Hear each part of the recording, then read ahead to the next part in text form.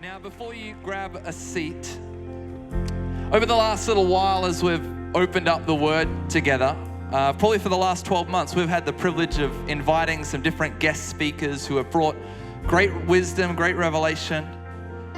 But man, there's nothing like having our senior minister preach. And it really is my privilege today to get to welcome up our new senior minister for the first time in person preaching from the platform. Riverview Church, would you welcome Steve McCready?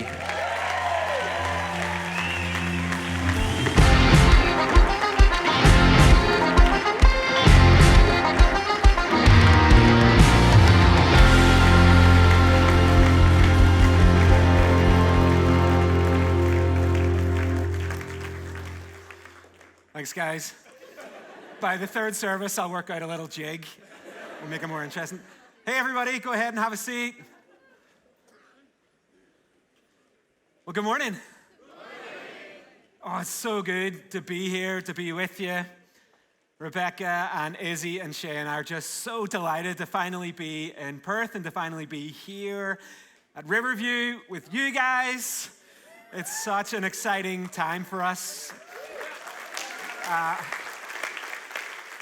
Just a couple of pleasantries before we get started. I just wanted to extend my thanks to the staff of the church who have just done such an awesome job at looking after us and bringing us along on the journey and helping us kind of in our entry into life here in Perth and at Riverview. I want to extend my thanks to the amazing team of people that are your board of directors as a church. So much wisdom and godliness. I have just absolutely loved journeying with them and working with them over the last little while. I had my first board meeting this past Thursday night. Those things last forever. But they're great. They're great. And I also wanted to extend my thanks to you as a congregation. Thanks for the way that you have loved us and cared for us and prayed for us and sent us beautiful messages of encouragement. We're just so thrilled, so excited to be your pastors. We're just so happy. That's the best word I can come up with right now. I'm so happy. I feel like I'm beaming from ear to ear. So even when I'm shouting at you today, I'm just going to be smiling. It's going to be very confusing. We're just excited for what this means this day, moving forward from here, to worship together and pray together, and from here on out to follow Jesus together, like as a church family. So thank you so much. Anyway, enough of the pleasantries. Let's get to the good stuff. If you've got your Bible, I'll invite you to open it. If not, grab the Bible on your app. It will come on the screen. I just want to encourage you, though, if you can, to bring your Bible along. I like to pick a text and then just sit in it for the morning so we can learn together. You're going to, after a little while, God's just going to start speaking to you in a Northern Irish accent. You're going to be praying and you're going to be like, yes, Lord, your servant heareth. But that's a strange accent you've got. That's just what happens. We're going to read today in the Gospel of Matthew, chapter 28, a text that you're going to be very familiar with. You'll have heard it preached dozens of times through your Christian journey, your church journey. Today, though, I hope to show you something a little bit different as we approach the text, maybe something that might be practical and helpful for you on your journey, and maybe a word for us, for our church, for the season as well. It's found in the Gospel of Matthew, chapter 28. We're going to start reading in verse 16, in a passage that you'll be familiar with. It's called the Great Commission. And I've titled this sermon today, The Great Commission, because we're going to think about today what it means to be on mission together. Let's read God's word. Then the 11 disciples went to Galilee, to the mountain where Jesus had told them to go. When they saw him, they worshipped him, but some doubted. Then Jesus came to them and said, all authority in heaven and on earth has been given to me. Therefore, go and make disciples of all nations, baptizing them in the name of the Father and the Son and of the Holy Spirit, and teaching them to obey everything I have commanded you. And surely I am with you always to the very end of the age. And we thank God for his word. Okay, I've got a question for you. Have you ever found yourself standing in two places at the same time?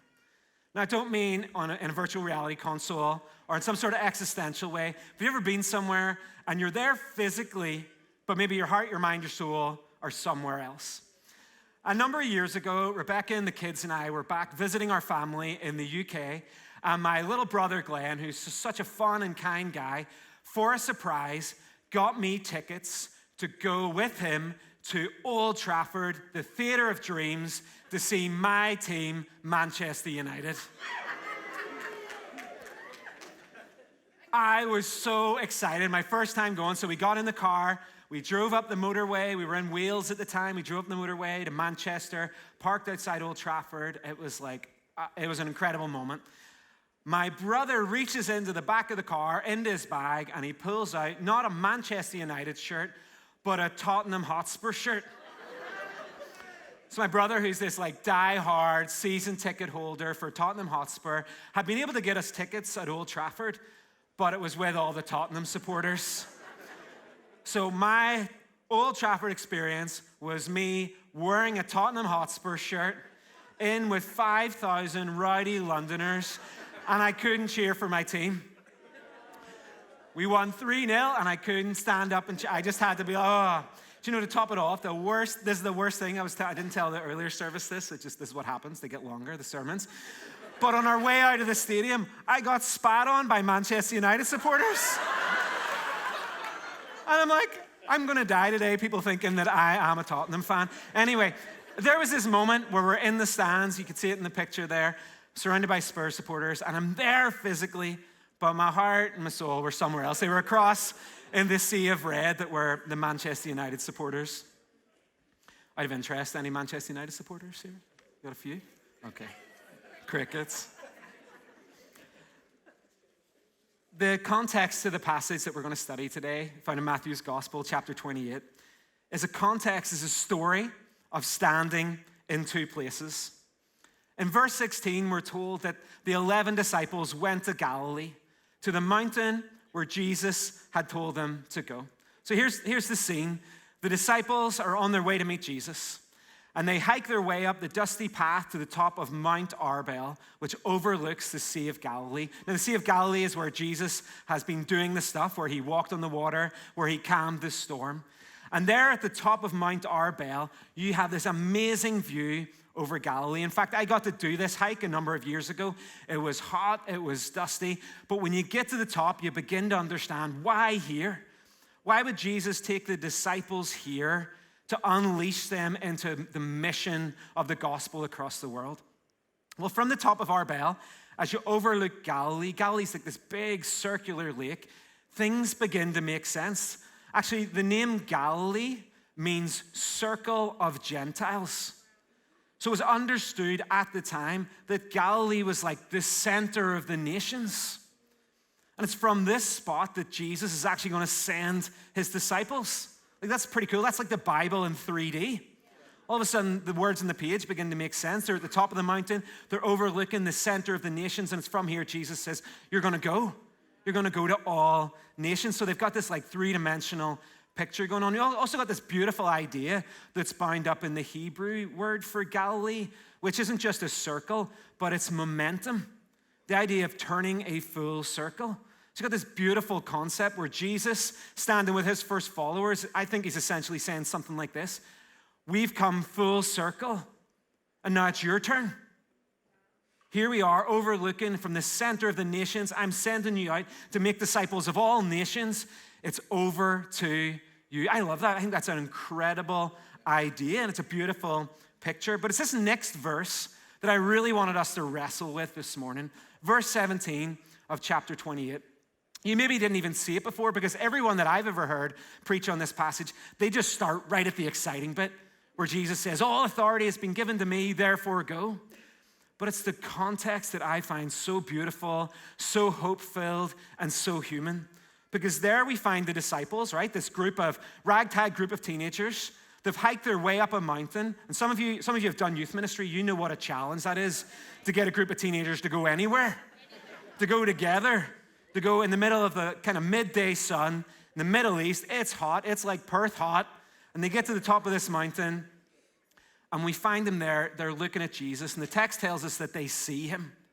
So the disciples' eyes on. Their eyes on the risen King of the universe, the death-defeating Lord and sovereign of all, is right there before them. Not a sense of his presence. We talk about that stuff in church. Like Jesus. He's right there. They see him. And the text says this, that when they see him, some of them worship and some of them doubt. I just love Matthew's disclosure there. There's something so beautiful and so human about that.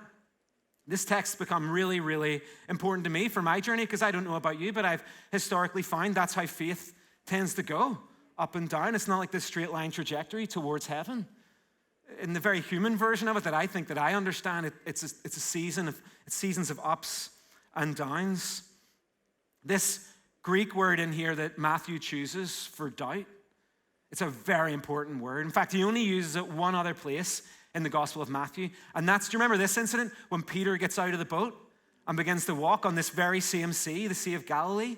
He's walking out, he's used this word one other time, and that's where Jesus comes to Peter. Peter begins to sink, and Jesus says to Peter, why are you doubting?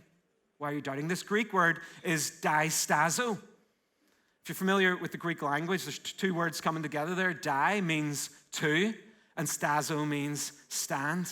Essentially, layman's terms, why are you standing in two places? Let me break this down, make it as human as possible. The disciples are standing with Jesus, and while some of them, it says, are worshiping, because there's always Pentecostals, they get everywhere.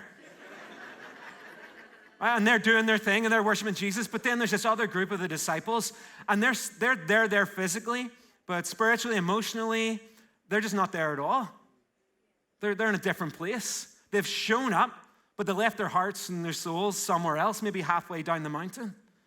They're doubting. They are distazo. Now, why am I telling you this? I love this particular part of this passage. I love the humanity of it. I love the authenticity of it, but I love the generosity of it, because here's the thing. Jesus doesn't even deal with it. You got this ragtag group of disciples. Some of them are fired up, and some of them are lost along the way somewhere.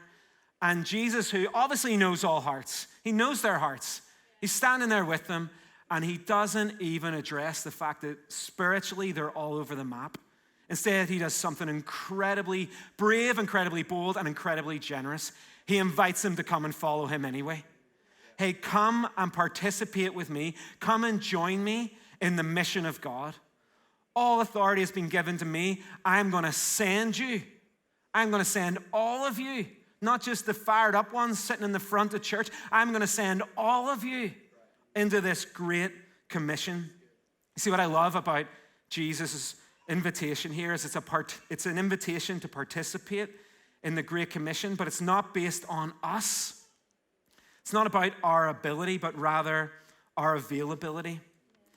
I want to tell you guys about my dad. We'll call him Wee John, because believe it or not, he's shorter than me. Now, here's the thing that no one's talking about yet, and that's how short I am. You're like, we had no idea. I know, I have a massive screen presence. You've been looking at me online and on social media, you're getting that guy's at least 6 foot. So sadly not, 5'8" and a half, and the half is incredibly important. The half pushes me up into the upper echelons of average height for an Irishman. Okay, so 5'8" and a half, but Wee John, my dad's even shorter. And I'll tell you stories about my dad, because the episodes of his life just bring me so much joy. And over the time, through sermons, I'll tell you stories about the time he caught a terrorist bomber running through the streets of Belfast, or the time that he rescued my brother and I when we got lost at sea. I mean, his life was filled with incredible stories, most of them saving us from some form of harm or trouble. But the thing I love most about Wee John is his generosity. He is so, so generous and so, so kind. He is that dad that when you go out as a family for a meal, he always picks up the tab. He always pays the bill. Is it called a bill in Australia? Okay, just checking. I realize there's no, subtitles here, so I'm having to, dance around the culture a little bit. So my dad always pays. And I mean, he shouldn't. He's a retired, he was a prison officer. It's not like he was a crypto king or a property investor or a tycoon or anything like that. He's just a very normal guy. But when we go out as a family, he always pays. And we try, the kids, we always try to get to pay it before him. But sometimes I think he's gone to the restaurant the night before. He just always has it paid for. while we were in Northern Ireland recently, just before we left for Australia, my dad decided that he wanted to throw a small family gathering for Rebecca and the kids and I and my siblings and their kids. And I was like, okay, Dad, but here's the deal. It has to be small because there's two factors. Number one, COVID, right? And we don't want to get COVID. So that's an issue. And second, cost. Because the restaurant that he picked was an expensive restaurant, and he booked us in for these 3-course meals. And we're like, we knew we could try to pay, but like I would go and pay and then go back to my car and there'd be a bunch of cash sitting in the front. He's a Jedi at his generosity. Anyway, when we got to, by the time we got to this little small family gathering, there must have been 50 or 60 people there. There were cousins and second cousins twice removed, and exes and kids and stepkids. Now, this is just my immediate family. This is who I wanted. Wee John is right in the middle at the back here. You can see he's got my ears, or I've got his ears, one or the other. But he's so kind, so generous. No matter who my dad met in the run-up to our little party, they got invited to come along. Oh, you've met Steve once? Okay, you can come too. You know Rebecca slightly. Oh, you're a Facebook friend. You qualify. Come on in. And my dad gathered around us, this huge family, this huge crowd of people, all out of his generosity. Matthew's statement in verse 17 here is a picture of God's generosity to us in the gospel of Jesus Christ. You see, to a group of disciples who are clearly not all in, he still says, come. Come and join me, come and follow me, come and participate with me. Despite your shortcomings, you're all invited. Now, how good is that news? Despite your humanity, despite your shortcomings, your feelings, despite the fact that some of our faith bounces up and down like a kangaroo, you are invited to participate with Jesus in the great kingdom endeavor that is the mission of God. I think ultimately what Matthew's trying to communicate, because his words are important, right? That's why there's 28 chapters of Matthew. He's got a lot that he wants us to know and understand. I think what he's trying to say here, the beginning of mission is understanding that it's not about you, it's about Jesus. It's not about us, it's about him. It's not about what we do, it's about what he has done. Okay, it's this invitation into him. All authority is given to him. Therefore we go. And yet how many times when it comes to ministry, when it comes to serving, when it comes to life as disciples, do we just make it all about us? I'm sure we've all found ourselves being in the same place of going, well, I would love to serve. I would love to be involved. I'd love to participate. I'd love to volunteer. I'd love to lead a connect group. I'd love to visit a senior in a home. I'd love to teach the Bible, share the gospel with my neighbors. But here's the bottom line. I'm not good enough. I'm not spiritual enough. I'm not gifted enough. I'm not holy enough. We've all told ourselves that. I'm not holy enough. I'm not anointed enough. And so instead of participating, we stay back. And I think what Matthew's trying to say is, guys, listen, pay attention. What Jesus is trying to say is he has chosen us. Not the projected image of us, not the Instagram-worthy, idealized presence of us, but us right now. Whether we're up, whether we're down, wherever we are on the spectrum of faith, we're invited to participate in the mission of God. That's really good news. Really, really good news. Now, those of us who are leaders in the room, and I recognize there are many of you from being ministry leaders and business leaders, when you think about your team, you think about what Jesus is doing here, you can't help but see the risk. You know, really, Jesus, this is the team you're going to go with here to change the world? A bunch of teenagers, some of them, their hearts and their heads are all over the place. This is your great idea, your great plan. What's going on here? Why would Jesus choose to do this? Choose to overlook the doubt, overlook the kind of spectator faith of their worship. What's going on here? I think Jesus, in Matthew 28 here, is trying to say a whole bunch of really important things. I only have time to share a couple with you this morning. The first is this. It's a really simple idea, but hopefully it sticks. When we go, we grow. When we go, we grow. I think we've got it the wrong way around. Somewhere along the way, we kind of believed that the Christian story was get our lives sorted out, then we qualify. Sort out all our shortcomings, all our stuff, right? Once all the mess is tied up, then we're going to be good enough to come and participate with Jesus. Now, I don't know about you, but that target just seems to keep moving. I don't feel like I've got there yet. It just feels like it's so elusive to approach our faith in this way. And it feels like Jesus says, no, you got that all wrong. Here's what's going to happen. You're going to come with me. All authority's been given to me. We're going to go together to the nations, say Overlook Galilee. We're going to go to every nation and make disciples. And here's the thing, the transforming work that's going to happen in your life, it's going to happen as you go.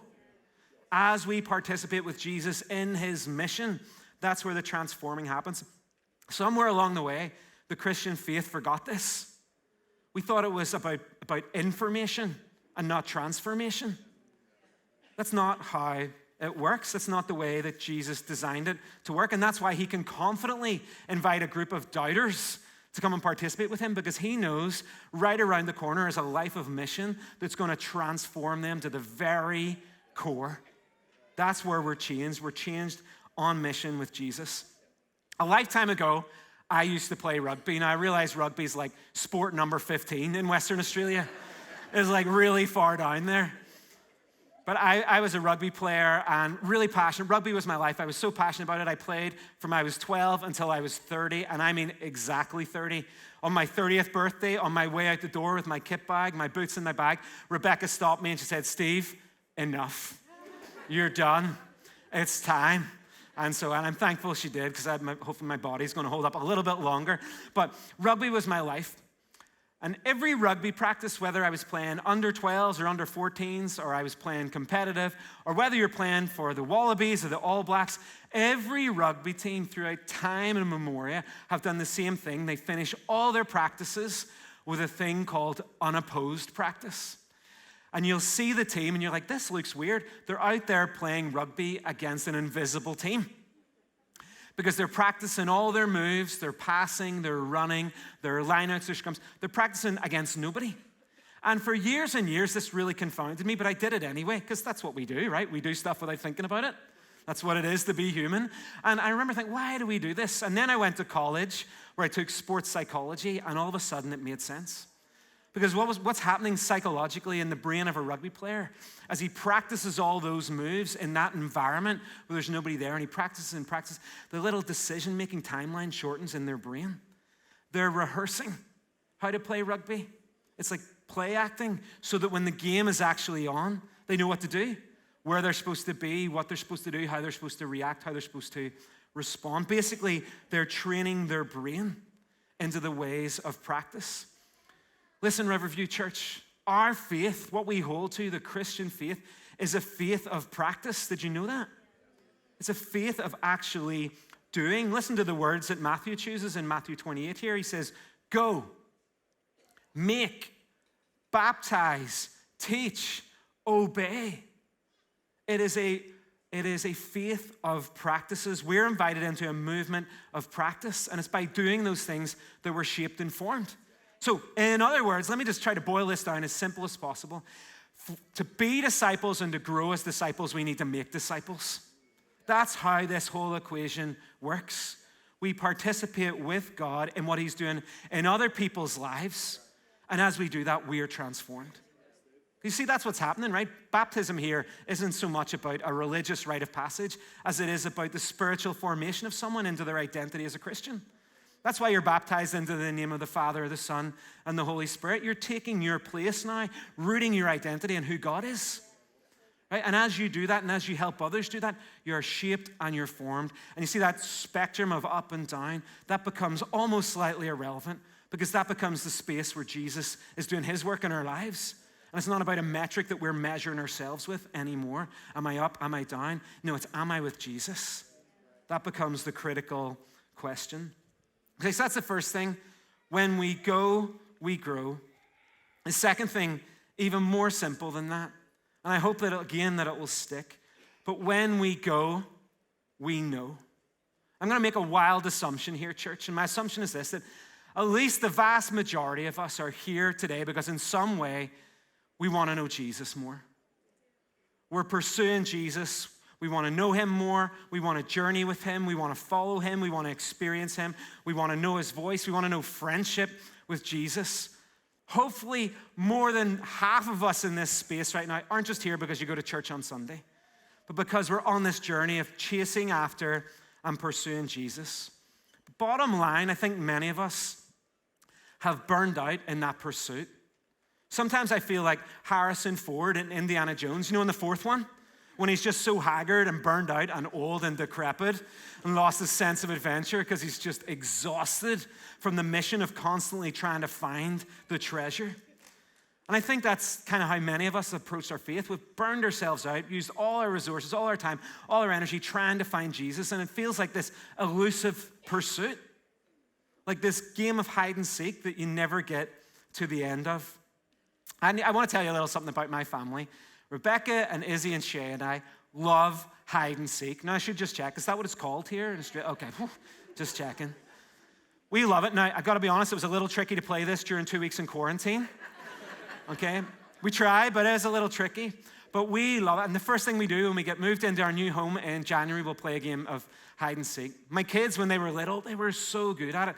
In fact, on one occasion, we actually lost Shay. When he was about 3 years old, in our tiny little home, like we could not find him. He had gone into the linen closet, pulled the doors behind him, climbed up the shelves to the top shelf, tucked himself in a corner, and hidden himself in like a blanket.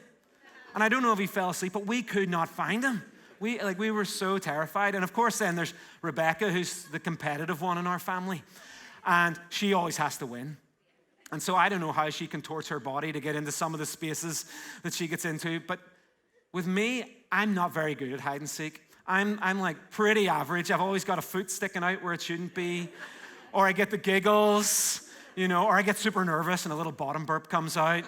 It's like finding Steve is super easy. That's what you need to know. Now, here's the thing. What I think Jesus is trying to say to us here, what Matthew is trying to say to us in his version of the gospel of Jesus is, listen, when it comes to hide and seek, Jesus is not that good. Jesus is not hiding in some contorted way in some space, and we try to find him. That's not what's going on here at all. In fact, Jesus gives us the clue. Right there in the text, he says, I am with you always to the very end. Now, with you where? With you in the place of mission. Again, a great verse. Jesus says, I'm with you always to the very end of the age. And we take that little verse and we wave it around like Jesus is always with us. But we miss what Matthew's saying. Jesus is with us as we participate with him in his mission in the world. If you're seeking Jesus today, you'll find him on mission. If you want to know Jesus more today, you'll find him on mission as you say yes to come and participate with him in what he is doing in the world. See, when we go, we grow. We grow in our identity as Jesus followers, as we make disciples. And when we go, we know. We know Jesus more because that's where he is. It's in the going that we find him. It's not in the coming to church that we find him. I mean, that's icing on the cake. It's awesome when we get to encounter Jesus on a Sunday together. It's spectacular. But don't miss him on a Monday. Don't miss him on a Tuesday and on a Wednesday. He wants to be with us in the place of mission, and that's where we find him. Just a few weeks ago, Rebecca and I were back visiting family, as you know, in Ireland and spend some time in Belfast. And when we were there, we actually went to visit one of my favorite spots in Belfast. It's called C.S. Lewis Square. You might not know this, but C.S. Lewis, the famous Christian theologian and author, the guy who wrote the Chronicles of Narnia, The Lion, the Witch, and the Wardrobe, he was a Belfast boy. One of Belfast's most famous sons, next to myself, and Rory McIlroy, the golfer, you'll know him. George Best, the Manchester United player. There's been a few famous people come out of Belfast. Lewis Square is this beautiful tribute that's been set up in the city to recognize this man. When you go into Lewis Square, there are all these beautiful sculptures. There's Mr. Tumnus is there, and the White Witch is there, and Aslan is there. Aslan is on the move, one of my favorite images from Lewis's writing of God at work in the world. Aslan is on the move. You can hear the Lion of Judah, right? You can hear him roar. And there, as you head into Lewis Square, you see this beautiful monument that's been placed. It's C.S. Lewis opening the wardrobe to look into Narnia. It's cool. That's cool, right? I just love that. He is opening the wardrobe and he's looking into Narnia, which is this other world. For him, it's the kingdom. It's the kingdom of God. So I was thinking about today, I was thinking about the beginning of this journey, I was thinking about standing at the top of Mount Arbel and looking at Galilee, the circle of the nations. I was thinking about Riverview Church, having come full circle. The momentum, and now it's our turn, us together, to partner with Jesus in his mission as we move forward from this day. And God has been at work and God's going to continue to be, but today feels like a day. Right? A significant moment in my life, and I think in some of your lives as well, as we step forward from this place. And I just had this image of Lewis opening the wardrobe and looking into Narnia, looking into the kingdom, and seeing this text in Matthew, not as the end of Matthew's story, but the beginning of the gospel story as it goes out to the nations. And feeling that today for us, that this isn't the beginning or the end of a chapter, but the beginning of one. And having this opportunity to open that door and to go in together. But here's what I wanted for us, that it's not like a Sunday thing that we open the door and we peek in and we're like, very nice, and we close it again. But that we open the door, and then that collectively, you and me and all of us together, we grab each other and we run through that wardrobe into the kingdom of God and into the mission of God and into all that he has for us together, for what he wants to do in this next season in your neighborhood and in your family and in your life and in this great city and across this whole region. All that stuff is on the other side of that door. And the door is open, and Jesus says, listen, church, actually, I don't really care if you're filled with doubt or you're filled with worship. You're all invited. Isn't that the beauty of this story? All of us invited to participate together. Let's go. And in the going, we're going to be transformed. And in the going, we're going to meet Jesus. Real Jesus, not a sense of his presence Jesus, but real Jesus, because he's made that promise. I am with you always, in the place of following him into what he's doing in the world. So our job, church, is to basically make ourselves available. It's not about ability, it's about availability. It's not about us, it's about Jesus. It's not about our authority, it's about him having all authority. And then he says, now come, let's go. Who's coming with me? Jesus is going, I'm going through the wardrobe. Are you coming? And what about it? Are you up for it? Because I'm going, and I would really love it if you guys would come with me. So let's grab a hold of people around us. Let's stand to our feet. If you're with someone you know, go ahead and lay a hand on them. I'm just going to pray for you. As you have prayed for me today, I'm going to pray for you and pray for us that we would have the courage and the boldness and the audacity to actually believe that Jesus' word is real and that we're invited to participate with him and that we can go together. So let's pray. God in heaven, here we are, a group of disciples, some of us up, some of us down, some of us filled with worship, some of us filled with doubt. All irrelevant, because you extend this great invitation to all of us to come, to journey with you, to participate with you in what you're doing in the world. And for many of us this morning, we just want to make a resounding response to say, yes, we're coming with you, Jesus. Help us, we need your help. But we're standing at the door of your kingdom and we want to enter in. So now we, in this season between celebrating Emmanuel, God has come, and celebrating Maranatha, come Lord Jesus, we say, here we are, Lord. We are yours, we're available. We pledge ourselves all and full allegiance to King Jesus. And we say this in his mighty name.